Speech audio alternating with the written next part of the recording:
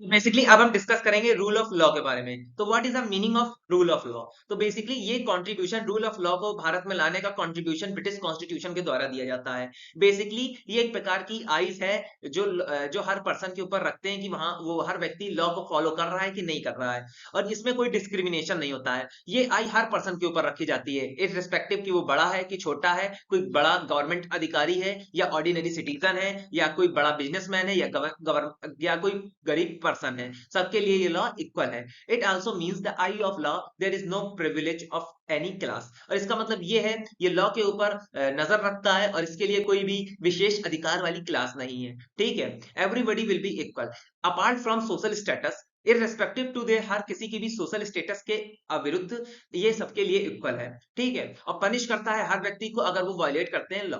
Secondly, अब England में ऐसा देखा गया है, जब तक उनका जो वो है पनिशमेंट, जो उनका क्राइम है वो लॉ कोर्ट में ना प्रूव किया जाए, तब तक उनको रूल ऑफ लॉ के द्वारा पनिशमेंट नहीं दी जाती। Third, there is only one type of ordinary law for deciding the disputes between citizen and government, and there are only one type of ordinary courts. तो बेसिकली थर्ड, किसी भी citizen और government के बीच में dispute decide करने के लिए एक प्रकार का लॉ है जिसे हम ऑर्डिनरी लॉ कहते हैं, और ये सब डिस्प्यूट डिस्कस होते हैं ऑर्डिनरी कोर्ट्स के सामने। तो दोस्तों अब हम डिस्कस करेंगे basically the limitation of rules of law. First of all हमारा लिमिटेशन है, that is delegated legislation. Today the British parliament has no time. देखिए आज के टाइम पे जो हमारा ब्रिटिश पार्लियामेंट है उसके पास इतने के सारे केसेस हैं कि वो हर केस को, हर लॉ को डिटेल में स्टडी नहीं कर सकता है। ठीक है। Secondly, the parliament lakhs technical knowledge, और इसी के साथ साथ जो हमारा ब्रिटिश पार्लियामेंट है इसके पास टेक्निकल नॉलेज की भी बहुत लैक है। ठीक है, जिसकी वजह से वो कॉम्प्लिकेटेड लॉस को बनाता नहीं है। The parliament discusses the outline and main principles, तो किसी भी बिल में अगर ब्रिटिश पार्लियामेंट उसको तैयार कर रहा है तो बेसिकली उसके आउटलाइन और उसके मेन प्रिंसिपल्स को पास करता है, और रिस्पॉन्सिबिलिटी किसी भी रूल या रेगुलेशन को फ्रेम करने के लिए बेसिकली कैबिनेट और उसके एग्जीक्यूटिव के पास जाती है। इस सिस्टम को हम कहते हैं डेलीगेटेड लेजिस्लेशन। ये एक बहुत बड़ा लिमिटेशन है हमारा रूल ऑफ लॉ का। नेक्स्ट हमारा आता है administrative addiction. In England many departments have been made. Basically England के अंदर बहुत सारे डिपार्टमेंट बनाए गए हैं जिनके पास जुडिशियल पावर दी गई है। ठीक है, अब ऐसे जो ऑफिसर है जिनके पास जुडिशियल पावर है, इनके पास लीगल राइट्स हैं, ये डिसाइड करते हैं वेदर द डिस्प्यूट्स जो सिटीजन्स के साथ चल रहे हैं। Administrative office have been given judicial power through the parliament law, और जो एडमिनिस्ट्रेटिव ऑफिसर है इनको जो जुडिशियल पावर दी गई है with the help of parliamentary law, और इस प्रकार से उनके पास कुछ एक्ट हैं जो इनको फेवर करते हैं, जैसे कि factor act, trade board act, public health act, town and country planning act. अब बेसिकली जो ये ऑफिसर हैं वो डिसाइड करते हैं कि जो केसेस हैं वो बेसिकली इंटरेस्ट ऑफ सिटीजन पे डील करेंगे कि ये केस अगेंस्ट द डिसीजन पे डील करेंगे। अब थर्ड आता है lack of equality before law.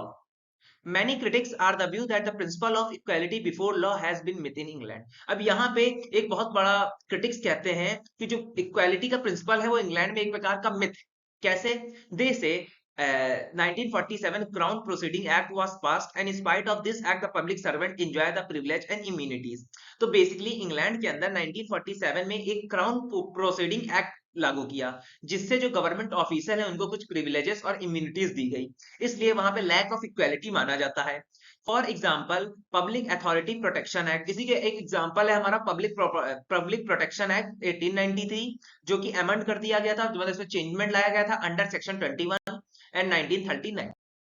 तो बेसिकली अब हम बात करेंगे ordinary courts and administrative courts की। तो फ्रांस और यूरोपियन कंट्रीज में दो प्रकार के कोर्ट बड़े फेमस हैं, ordinary courts and administrative courts. तो बेसिकली ऐसे मैटर जिसमें सिटीजंस डील करते हैं तो उसे हम ऑर्डिनरी कोर्ट्स के अंदर रखते हैं और लॉ के अंदर रखते हैं। दूसरे, जहां पे डिस्प्यूट होता है between the citizen and the government officers, उसे हम एडमिनिस्ट्रेटिव कोर्ट्स में रखते हैं। तो द जजेस decide the case according to the administrative court, और एडमिनिस्ट्रेटिव कोर्ट के अंदर बेसिकली जजेस डिसाइड करते हैं। The reason that France and some other European countries law, अब बेसिकली इसका रीजन क्या है कि ऑर्डिनरी कोर्ट्स और एडमिनिस्ट्रेटिव कोर्ट हमारी यूरोपियन और फ्रांस कंट्रीज में है, इसका बेसिक है बेसिकली रोमन लॉ।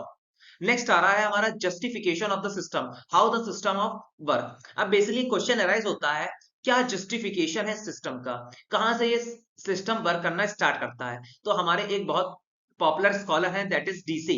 ये कहते हैं the French system of administrative law and principle on which it rest are quite known as English and American जजेस।